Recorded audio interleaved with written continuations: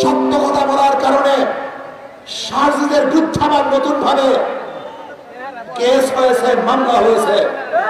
আমি আশ্চর্য হয়ে যাই, বিএনপির প্রতি আমার করুণা হয়, যাদের দ্বারা চক্ষুদান, আজকে তাদের কি তোমরা নিন্দা করতেছ, তাদের বিরুদ্ধে কেস দিয়েছ। আজকে তারেক জিয়া বাংলাদেশে থাকতো না, যদি সারজির না থাকতো আজকে তোমার নেত্রীকে চিকিৎসা করার জন্য বিদেশে পাঠাতে পারতো না।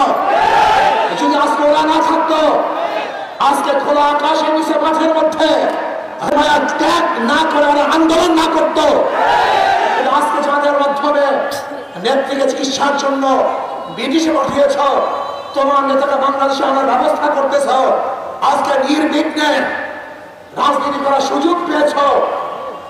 আজকে সত্য কথা বলার কারণে সেই সারজিদের বিরুদ্ধে কেস দিয়েছ। বাংলাদেশের মানুষ তোমাদের এই অত্যন্ত কোনো অবস্থাতেই মেনে নেবে না। বসুন্ধরা টিস্যু, অশুদ্ধতার বিরুদ্ধে এক বিন্দুও ছাড় নয়। আজকে সাদা পাথর লুটপাট হয়ে যাচ্ছে।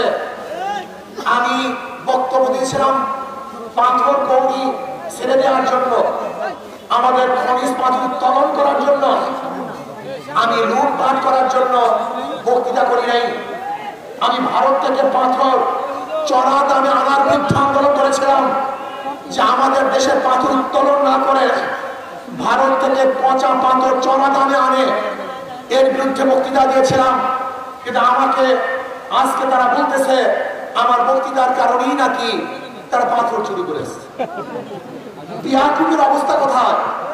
আমি মনে করি পরিবেশ উপদেষ্টা ব্যর্থ হয়েছে, তিনি ব্যর্থ হয়েছেন। তিনি পাথর কৌড়িকে ছেড়ে না দিয়ে বরং লুট করার ব্যবস্থা করেছেন, বহিষ্কার করা হয়েছে। আপনাদের ধারণা কি এতগুলি পাথর কি একদিনে সরানো হয়েছে না দীর্ঘদিন পর্যন্ত সরানো হয়েছিল? এই মাসকে মাস যারা পাথর চুরি করছে বহিষ্কার করা হয় নাই।